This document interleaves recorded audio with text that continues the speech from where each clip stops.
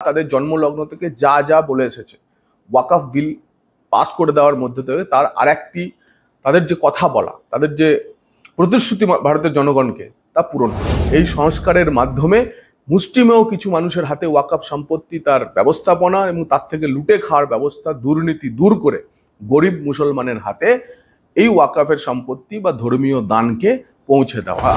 সরকারি সম্পত্তি আর এভাবে ওয়াকফ প্রপার্টি বলে সেভাবে আর ঘোষণা করা যাবে না। তো সুতরাং ভারতীয় গণতন্ত্রে যদি ফিরহাদ হাকিম তারকেশ্বর বোর্ডের চেয়ারম্যান হতে পারে, টিআরডি এর চেয়ারম্যান যদি কোনো মুসলিম হতে পারে, পাথরচাবড়ির চেয়ারম্যান যদি অন্য কেউ হতে পারে, তো তাহলে কেন ওয়াকফ প্রপার্টির জন্য নন মুসলিম এবং মুসলিম মহিলারা কেন থাকবেন না? জগন্নাথ, আপনাকে মাধ্যমে স্বাগত। আমরা দেখলাম অবশেষে রাত 2টোয় লোকসভায় পাশ হয়ে গেল ওয়াকফ সংশোধনী বিল। আজকে রাজ্যসভায় পেশ হবে, কিভাবে দেখছেন বিষয়টা? নমস্কার মাধ্যমের দর্শকদের।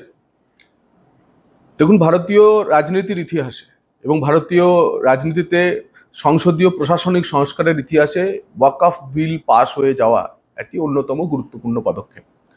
এবং এই পদক্ষেপের রাজনৈতিক পটভূমি যদি দেখেন, তাহলে ভারতীয় জনতা পার্টি, যা একটা নির্দিষ্টভাবে রাষ্ট্রবাদী বিচারধারা নিয়ে এগিয়ে চলে, তারা তাদের জন্মলগ্ন থেকে যা যা বলে এসেছে ওয়াকফ বিল পাস করে দেওয়ার মধ্যে থেকে তার আরেকটি তাদের যে কথা বলা, তাদের যে প্রতিশ্রুতি ভারতের জনগণকে তা পূরণ হলো। এর আগে রাম মন্দির বলেছিল, রাম মন্দির করে দেখিয়েছে। 370 ধারা অবলুপ্ত করার কথা বলেছিল, 370 ধারা অবলুপ্ত করে দেখিয়েছে। অভিন্ন দেওয়ানি বিধি ইতিমধ্যে উত্তরাখণ্ডে চালু হয়ে গেছে, বিভিন্ন রাজ্যে চালু হয়ে ক্রমে সারা দেশে অভিন্ন দেওয়ানি বিধি চালু হবে। ওয়াকফ বিল আজ পাশ হয়ে গেল, বাকি থাকলো শুধু জনসংখ্যা নিয়ন্ত্রণ বিল। মনে রাখতে হবে যে এই ওয়াকফ বিল পাশ হওয়ার মধ্যে এবং আজ রাজ্যসভায় পাশ হয়ে গেলে এটি আইনে পরিণত হবে। এবং এই যে সংস্কার, এই সংস্কারের মূল লক্ষ্য সারা দেশের 9 লক্ষ একর ওয়াকফের জমি যেভাবে এক শ্রেণীর মুসলিম সমাজেরই এক শ্রেণীর মানুষ মুত্তাওয়ালির নাম ধরে কোটি কোটি টাকা প্রফিট করে, কোটি কোটি টাকা লুটে খায়, তার বদলে এবার এই ওয়াকফের যে সম্পত্তি তার লাভ গরিব মুসলমানেরা পাবে, পাসমানদারা পাবে, বাকি যে ওবিসি শ্রেণীভুক্ত অন্যান্য মুসলমানরা পাবে। তো তার ফলে সরকারের মূল লক্ষ্য এই সংস্কারের মাধ্যমে মুষ্টিমেয় কিছু মানুষের হাতে ওয়াকফ সম্পত্তি তার ব্যবস্থাপনা এবং তার থেকে লুটে খাওয়ার ব্যবস্থা, দুর্নীতি দূর করে গরিব মুসলমানের হাতে এই ওয়াকফের সম্পত্তি বা ধর্মীয় দানকে পৌঁছে দেওয়া। এই বিল নিয়ে বিরোধীরা তো হইচই করছে না। দেখুন, এই বিল নিয়ে বিরোধীদের হইচই করার মধ্যে পরিবারবাদী দুর্নীতিগ্রস্ত তোষণ করা যে দলগুলি তারা সব একজোট হয়েছে। এবং পরিষ্কার বোঝা যাচ্ছে যে নরেন্দ্র মোদীজির আদর্শ যখন সবকে সাথ, সবকে বিকাশ, সবকা প্রয়াস, সবকা বিশ্বাস, গরিব মুসলমানের জন্য এই ওয়াকফের সংস্কার করা, অন্যদিকে তোষণকারী দল তারা চেষ্টা করছে যাতে এই দুর্নীতিগ্রস্ত অসংস্কারী ব্যবস্থা ওয়াকফের মাধ্যমে যে বলবৎ আছে তা বহাল থাকে। এবং এর মাধ্যমে আজকে প্রমাণিত হবে যে গরিব মুসলমানের কাছে ওয়াকফের সম্পত্তির ভাগ বাটোয়ারা বা ওয়াকফের সম্পত্তির লাভ না পৌঁছায়। তাই আজ তৃণমূল কংগ্রেস ওয়াকফের বিরুদ্ধে ভোট দিয়েছে। যারা এতদিন ধরে বলে আসছিলেন যে তৃণমূলের সঙ্গে নাকি দিদি মোদির সেটিং আছে, তারা এবার কি বলবেন? তৃণমূলের ওয়াকফের বিরুদ্ধে ভোট দেওয়ার মাধ্যমে প্রমাণ হলো যে ভারতীয় রাজনীতিতে শুধু নয়, পশ্চিমবঙ্গের মাটিতে দাঁড়িয়েও তৃণমূলের সঙ্গেই বিজেপির লড়াই। এবং এই লড়াই আমনে সামনের লড়াই। একদিকে তারা দুর্নীতিগ্রস্ত এক শ্রেণীর মানুষকে তারা মদত দিচ্ছে, অন্যদিকে সনাতনী বাংলার লড়াই। বিলে এমন কি আছে যাতে বিরোধীরা ভয় পাচ্ছে? দেখুন, এই বিল আমূল সংস্কার হচ্ছে এবং মুষ্টিমেয় কিছু মানুষের হাতে থাকা ওয়াকফের সম্পত্তির যেভাবে নিচের দিকে বিকেন্দ্রিত হবে, চুরি দুর্নীতি ধরা পড়বে, সেই কারণেই তৃণমূল কংগ্রেস সহ বিরোধীরা ভয় পাচ্ছে। এর আগে 95-এর যে ওয়াকফ প্রপার্টি, সেই 95-এর ওয়াকফ আইন, সেই আইন সংস্কার করে এই আইন পাশ হয়েছে। কি আছে আপনাদের বুঝিয়ে বলা দরকার যে এই ওয়াকফ আইনে এমন কি আছে যার জন্য এত ভয় এবং এই সংস্কার হলে পরে কি লাভ হবে। দেখুন, প্রথম তো হচ্ছে যে ওয়াকফ সম্পত্তি এতদিন পর্যন্ত যে কেউ ব্যবহারকারী বা সে ঘোষণা করে দেওয়া যে এটা ওয়াকফ প্রপার্টি, ওয়াকফ বোর্ড যদি ঘোষণা করে দিত কোনো একটা প্রপার্টি ব্যবহার করতো, অথবা কেউ দান করত, ভগবানের নামে দান করতো, অনেকটা হিন্দু সমাজের দেবোত্তর সম্পত্তির মতো ছিল। কিন্তু ব্যবহারকারীর যে ঘটনা, ব্যবহারকারীরা যেভাবে যে কোনো সম্পত্তিতে কিছুদিন থাকার ফলে সেটাকে ওয়াকফ বলে দিত, তার ফলে সারা ভারতবর্ষে প্রচুর এমন সম্পত্তি যা নিয়ে ডিসপুট তৈরি হয়েছিল। এবার থেকে নতুন আইনে প্রভিশন আছে যে ওয়াকআপ বাই ইউজার আর হবে না, হয় ঘোষণার মাধ্যমে তার একটা নির্দিষ্ট পদ্ধতি, এবং এন্ডাওমেন্ট মানে কেউ যদি দান করে দেবত্ব সম্পত্তি হিসেবে তাকেই আমি ওয়াকআপ প্রপার্টি বলতে পারি। কোনো বাড়িওয়ালা ভাড়াটে রয়েছে, ভাড়াটে কোনো একটি স্থানে বেশ কিছুদিন সেই বাড়িটি ব্যবহার করার পর হঠাৎ করে তার যদি মনে হয় যে আমি এটা ব্যবহার করছি, এটা ওয়াকআপ প্রপার্টি, তাহলে এই জিনিস কি হতে পারে? সেই জিনিস বহু ক্ষেত্রে এখানে হয়েছে, এমন নজির ভারতবর্ষের বিভিন্ন স্থানে আছে। তাই সেই সম্পত্তিগুলি আর ওইভাবে বাই ইউজার ওয়াকআপ প্রপার্টি ঘোষণা করা যাবে না। দ্বিতীয় যে হচ্ছে যে সরকারি সম্পত্তিকে কি ওয়াকআপ বলে ঘোষণা করে দেওয়া যায়? পশ্চিমবঙ্গের Waqf board Eden Garden, Mohun Bagan club, East Bengal club, গড়ের মাঠ, রাজভবন, টলি ক্লাব সবকেই বলছে ওয়াকআপ প্রপার্টি, মানে আধা কলকাতা বলছে ওয়াকআপ প্রপার্টি। এবার থেকে নতুন আইনে বলা হলো যে সরকারি সম্পত্তি আর এভাবে ওয়াকআপ প্রপার্টি বলে সেভাবে আর ঘোষণা করা যাবে না, এবং এ নিয়ে কোনো ডিসপিউট আর রাখা যাবে না। এতদিন ধরে ওয়াকআপ বোর্ডের হাতেই সমস্ত ক্ষমতা ছিল। এই ওয়াকআপ বোর্ডের হাতেই ওয়াকআপ সম্পত্তি নির্ধারণের সমস্ত ক্ষমতা এবার এই নতুন বিলে তুলে নেওয়া হচ্ছে।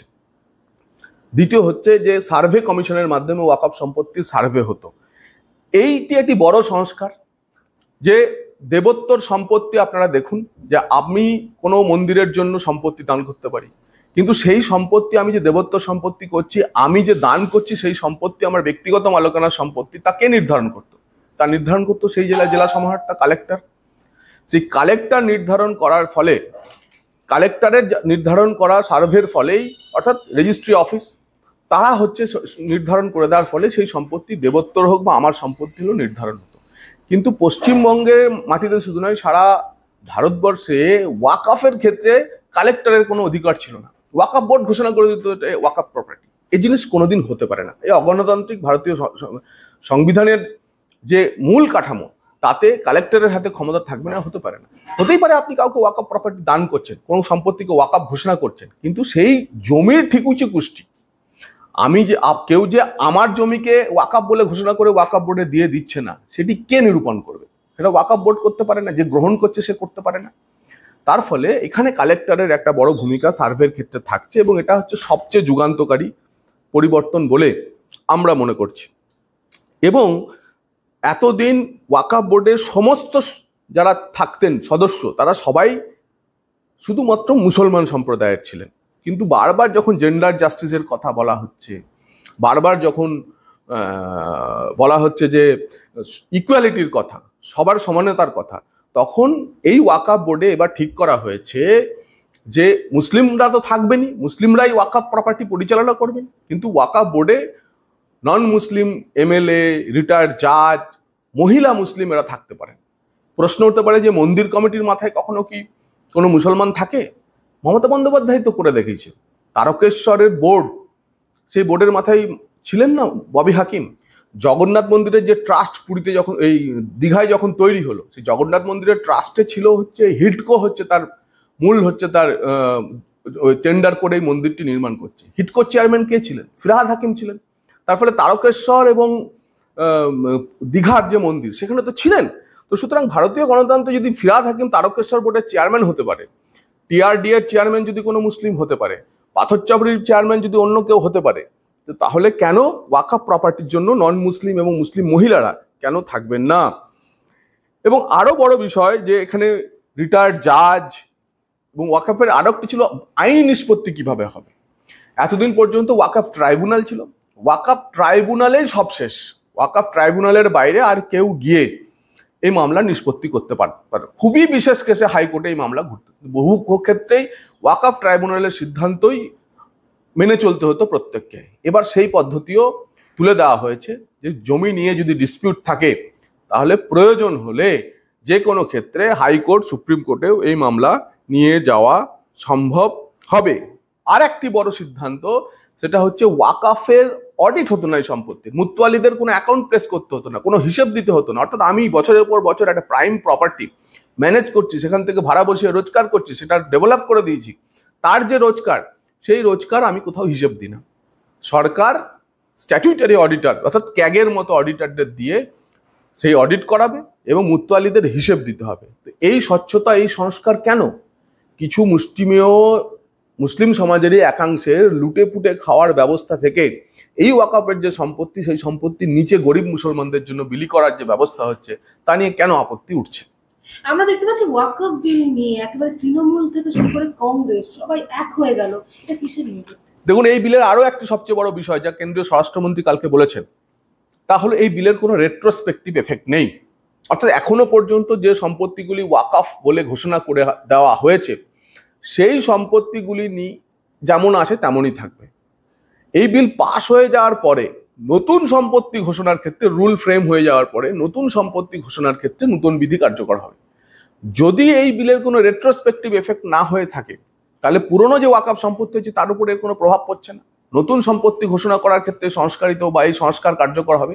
তাহলে মুসলিম সমাজকে খেপিয়ে দেওয়ার জন্য তৃণমূল কংগ্রেস সহ বাকি সমস্ত বিরোধী দলগুলি এবং পরিবারবাদী দুর্নীতিগ্রস্ত তোষামুদে দলগুলো এই কারবার করছে। আবার একবার বলছি, আপনার মতে বিলের ভালো দিকগুলি আপনাদের এত পর্যন্ত জানালাম। আমার মতে সবচেয়ে যে তিনটি বিষয় যেটা এখানে বলা দরকার, সে যে ওয়াকফ বোর্ডে মুসলমান মহিলাদের প্রতিনিধিত্ব বাড়ানো। মুসলিম সমাজে মহিলাদের প্রতিনিধিত্ব বাড়ানোর আগে 3 তালাকের অবসান করে নরেন্দ্র মোদী মুসলিম মহিলাদের জন্য একটি সংস্কার এনেছেন। দ্বিতীয় হচ্ছে এই ওয়াকফ বোর্ড বা তথাকথিতভাবে দেবোত্তর সম্পত্তি মুসলিম সমাজে তা দেখভালের জন্য প্রতিটি ক্ষেত্রে জেলা থেকে ওয়াকফ বোর্ডের সমস্ত ক্ষেত্রে মুসলিমদের প্রতিনিধিত্ব বাড়ানো। তৃতীয়ত, ওয়াকফ ঘোষণা করার পর তার ঠিকুজি কুষ্টি সেই দলিলের বের করার দায়িত্ব জেলা শাসককে দেওয়া, রেজিস্ট্রি অফিসের মাধ্যমে এর খোঁজ খবর নেওয়া যে সত্যিই কোনো সম্পত্তিকে ওয়াকফ বলে ঘোষণা করে সেগুলো দেওয়া হচ্ছে কিনা। তৃতীয়ত, এর অডিট করানো, ওয়াকফ সম্পত্তির পুরো হিসেব দিয়ে অডিট করানো, এটিও একটি বড় পদক্ষেপ বলে আমার মনে হয়। একটা ভিডিও দেখছি খুব ভাইরাল হচ্ছে, দেখলাম ভোপালের একটা ভিডিও, যেখানে মুসলিম মহিলারা তারা একেবারে রাস্তায় নেমে এসছেন এবং তারা সাপোর্ট করছে বিলটাকে এবং হাতে গোলাপ নিয়ে সাপোর্ট করছে।